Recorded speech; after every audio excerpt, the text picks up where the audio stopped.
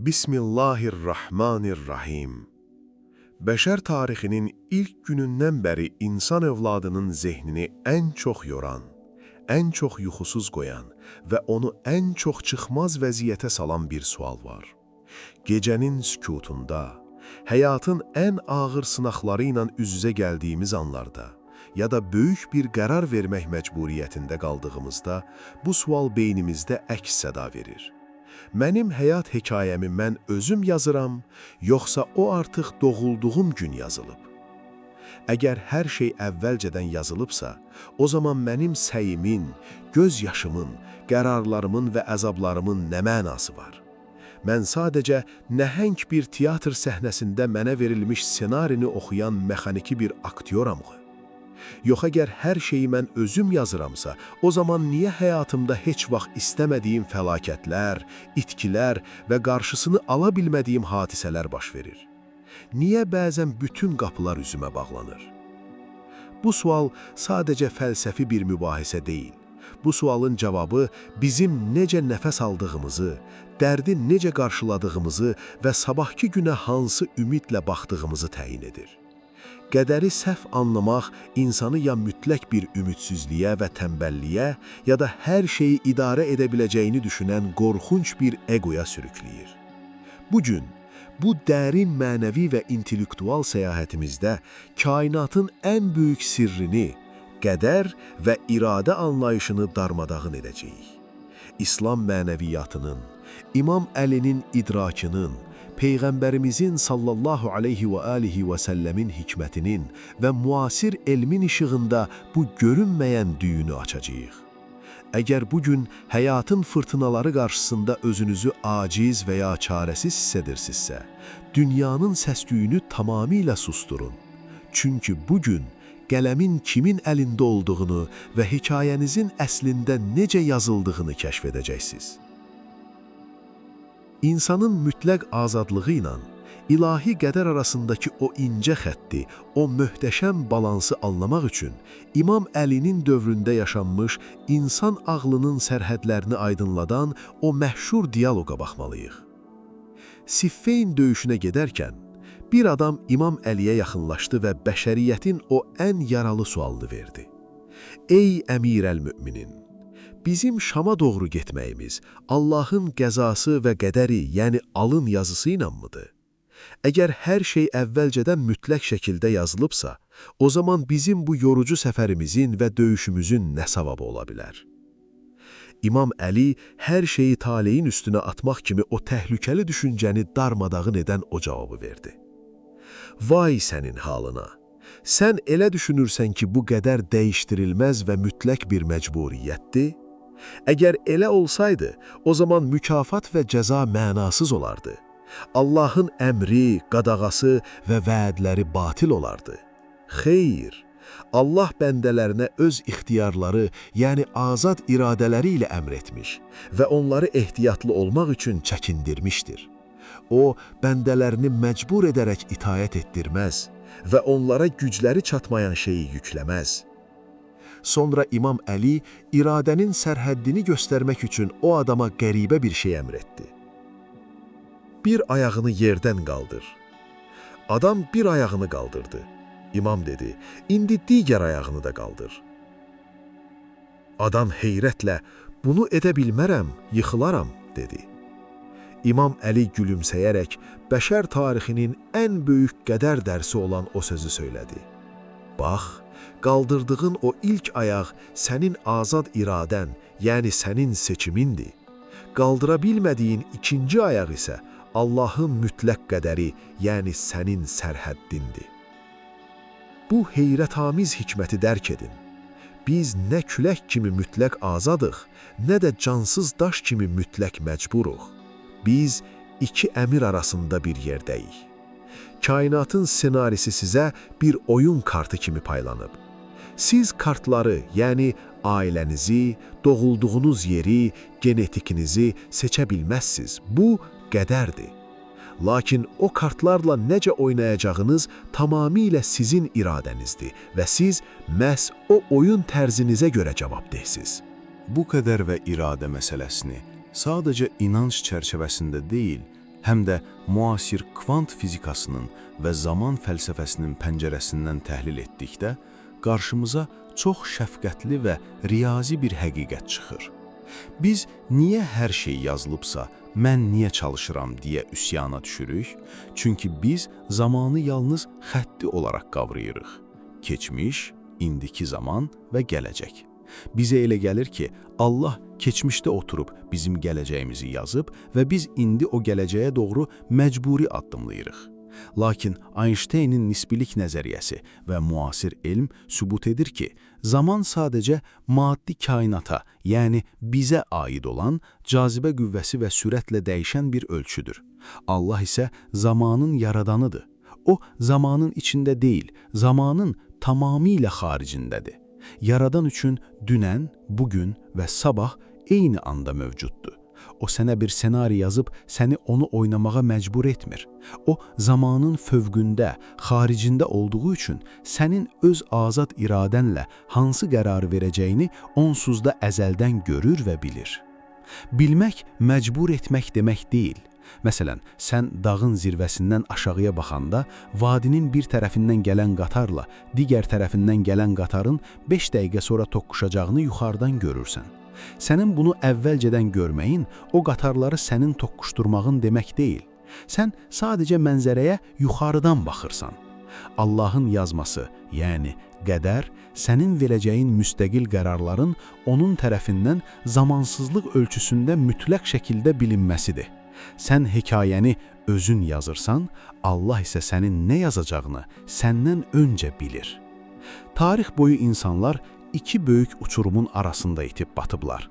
Birinci qrup deyib ki, insan küləyin qarşısındakı quru yarpaq kimidir. Heç bir azadlığı yoxdur.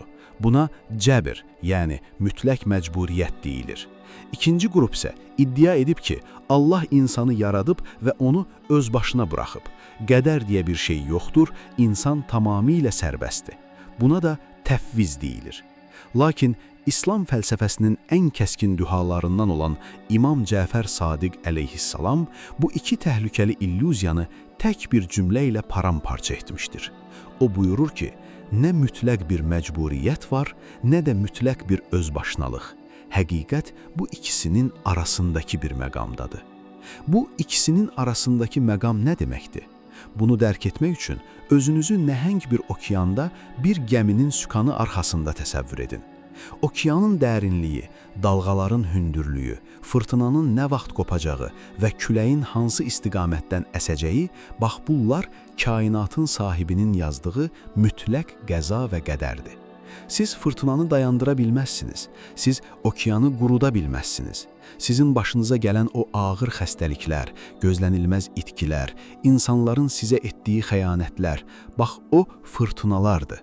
Lakin Rəbbiniz sizi o gəmiyə tək başına və əli-qolu bağlı atmayıb. Sizə bir sükan və yelkənlər verilib. Fırtına qopanda sükanı necə fırladacağınız, yelkənləri küləyə qarşı necə tənzimləyəcəyiniz, təlaşa düşüb gəmini batıracaqsınız, yoxsa Allaha güvənib son nəfəsə qədər mübarizə aparacaqsınız. Bax, bu sizin iradənizdir. Bu, insanın içindəki rəhmani, yəni ilahi nəfəsin verdiyi gücdür. Siz heç vaxt deyə bilməzsiniz ki, fırtına qədərimdir, gəmini buraxıram, qoy batsın. Bu, qədərə inam deyil, süqutdur, intihardır. Siz fırtınanın deyil, o fırtınada yelkəni necə tutduğunuzun hesabını verəcəksiniz. Başınıza gələnlər qədərinizin planıdır, o hadisələrə verdiyiniz reaksiya isə sizin özünüz yazdığınız hekayənizdir. Qədərin acı zərbələri ilə insanın sarsılmaz iradəsinin necə möhtəşəm bir rəqs etdiyini anlamaq üçün Quranın ən gözəl qissəsinə, Yusif Peyğəmbərin əleyhisselamın həyat senarisinə baxmalıyıq. Onun həyatı qədər və iradənin mütləq laboratoriyasıdır. Yusif əleyhisselam hələ uşaq ikən öz doğma qardaşları tərəfindən xəyanətə uğrayıb qaranlıq bir quyuya atıldı. Bu onun günahı idimi? Xeyr, bu onun qarşısını ala bilməyəcəyi bir qədər, bir fırtına idi. Karvan onu tapıb Misirdə bir kölə kimi satdı. Bu da qədər idi. O, tamamilə aciz bir kölə vəziyyətində Züleyxanın evində idi. Lakin həyatın qələmi həmişə qədərin əlində qalmır. Qapılar bağlanıb Züleyxa onu günaha səsləyəndə Yusif əleyhissalam qədərim kölə olmaq imiş, burada asılıb qalmışam, məcburam demədi. O içindəki rəhmani, təmiz və sarsılmaz iradəni işə saldı. O günahı rədd edib uca Allaha səsləndi. Ey Rəbbim, zindan mənə bunların məni çağırdığı işdən daha sevimlidir. Baxın, burada hekayənin müəllifi Yusif əleyhissalam özüdür. O öz azad iradəsi ilə günahın rahatlığını deyil, zindanın qaranlığını seçdi. O qədərin ona atdığı o kədərli qəlibin içində qəhrəman olmağı bacardı. Zindanda illərlə qalması bir sınaq, qədər idi. Amma zindanda digər məhbuslara ümid verməsi, yuxuları yozması iradə idi. Və nəhayət, o iradənin, o sarsılmaz dözümün nəticəsində qədər çarxı elə döndü ki, onu qaranlıq quyuya atan əllər illər sonra onun qarşısında, Misir taxtının önündə əyildi. Əgər qədər Yusif əleyhissalam üçün o qaranlıq quyunu yazmasaydı, o heç vaxt Misir karvanına qatılmaz, əgər zindanı seçməsəydi, hökmdarın yuxusunu yozmaz və o taxta çıxmazdı. Çəkdiyiniz ən böyük acılar, sizi quyunun dibinə atan o çıxmaz hadisələr əslində Rəbbinizin sizi taxta hazırlamaq üçün qurduğu möhtəşəm bir qədər pilləkanıdır. Quyunu qədər qazar, amma oradan işığa doğru dırmaşmaq insanın öz iradəsinin şah əsəridir. Bəs bizim dualarımız qədəri dəyişdirə bilərmi? Əgər hər şey ilahi elmdə bilinirsə, mənim bugün göz yaşı töküb dua etməyim senaridə fərqlilik yaradırmı? İslam mənəviyyatında çox möhtəşəm bir anlayış var. Bəda, yəni qədərin dəyişkən qismi olan qəza-i müəlləq.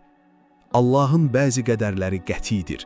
Məsələn, doğulduğunuz yer, valideynləriniz və ya günəşin çıxıb batması. Lakin qədərin böyük bir hissəsi sizin əməlləriniz və dualarınızdan asılı olaraq asılı, şərtli vəziyyətdədir. Peyğəmbərimiz sallallahu aleyhi və alihi və səlləm buyurur ki, qədəri duadan başqa heç nə dəyişdirə bilməz və ömrü isə yaxşılıqdan başqa heç nə uzatmaz. Sizin qədərimizə, məsələn, sabah baş verəcək böyük bir qəza yazılmış ola bilər. Lakin siz bugün səmimi qəlbdən dua edirsinizsə, yoxsula bir sədəqə verirsinizsə, uca Allah o dərgahdakı qəza yazısını sizin etdiyiniz o dua xatirinə silər və yerinə salamətlik yazar. Quran Rəd surəsində bunu belə bəyan edir. Allah istədiyini silər, istədiyini isə sabit saxlayar. Ümmül kitab, yəni ana kitab onun yanındadır. Siz çarəsiz deyilsiniz. Sizin qaldırdığınız əllər, axıtdığınız göz yaşları kainatın kodlarını, gələcəyin proqramını dəyişən ən böyük mənəvi gücdür. Senalini sadəcə oxumursunuz. Hər an Rəbbinizlə birlikdə, onun izni ilə və rəhməti ilə o senarini yenidən redaktə edirsiniz. Qələmin səsi hələ kəsilməyib, hər səmimi dua o qələmi yenidən mürəkkəbə batırır. İndi harada əyləşmisinizsə, zəhmət olmasa fiziki bədəninizi və o hər şeyi idarə etməyə çalışan yorğun zehninizi sərbəst buraxın. Gözlərinizi yavaşca qapayın. Bəs sabah nə olacaq? Kaş ki keçmişdə belə etməzdim kimi o ağır təlaşları, o səngiməyən zehni xaosu çiyinlərinizdən yerə atın. Yavaş-yavaş və dərindən nəfəs alın. İmam Əlinin, əleyhissalamın o adamı necə aydınlatdığını xatırlayın. Siz yalnız qaldıra bildiyiniz o bir ayaqdan cavabdehsiniz. Digər ayaq, yəni həyatın sizdən asılı olmayan tufanları Rəbbinizin qədərinə aiddir. Nəfəsinizi yavaşca verərkən, idarə edə bilmədiyiniz şeylər üzərindəki o saxta nəzarət illüziyasını sərbəst buraxın. Siz hər şeyi idarə edə bilməzsiniz və buna məcbur da deyilsiniz. Sizin vəzifəniz yelkəni fırtınaya qarşı möhkəm tutmaq və qalanı ən gözəl yazıçıya etibar etməkdir. Ruhunuzun dərinliyindən səmimi bir ümidlə yaradıcınıza bu səssiz duanı edin. Allahım, gələcəyin qorxusundan, keçmişin kədərindən sənə sığınıram. Mən acizliyimi qəbul edirəm və qədərinin möhtəşəmliyinə tamamilə təslim oluram. Mənə dəyişdirə biləcəyim şeylər üçün cəsarət, dəyişdirə bilməyəcəyim qədərinə və sınaqlarına qarşı mütləq səbir, yəni riza və bu ikisini bir-birindən ayırmaq üçün dərin bir hikmət nəsib elə. Senarimi öz mərhəmətinlə gözəlləşdir. Hiss edirsinizmi? Kainatla döyüşmək ehtiyacı, niyə mənim başıma gəldi üsyanı necə yoxa çıxır? Çünki siz qələmin sahibinə düşman yox, dost oldunuz. Sinəniz indi təmiz, aydın və hüzurludur. Ruhunuz ilahi təvəkkülün ləzzəti ilə rahat bir nəfəs alır. Bu mənəvi oyanışınızı və qəlb rahatlığınızı təsdiqləmək üçün rəy bölməsinə keçib bu sadə cümləni yaza bilərsiniz. Yelkənimi doğru qurub Allaha təvəkkül edirəm. Mənim qəlbim onun qədəri ilə mütləq sülh içindədir. Əgər bu mənəvi səyahətimiz qədərin o ağır yükünü çiyinlərinizdən bir az da olsa götürə bildisə, daxilinizdəki o gələcək qorxusunu hüzurla əvəz etdisə, zəhmət olmasa bu videonu bəyənərək və Sözlə Nur kanalımıza abunə olaraq bizə dəstək olun. Gözəl hikmətlərin və mənəvi dincliyin paylaşıldığı bu kanalda sizinlə birlikdə addımlamaqdan məmnunuq. İradənizin hər zaman xeyrə yönəlməsi, qədərinizin isə daim ilahi mərhəmətlə nurlanması diləyi ilə. Sizləri qələmin və lövhün mütləq sahibi olan Allaha emanət edirəm.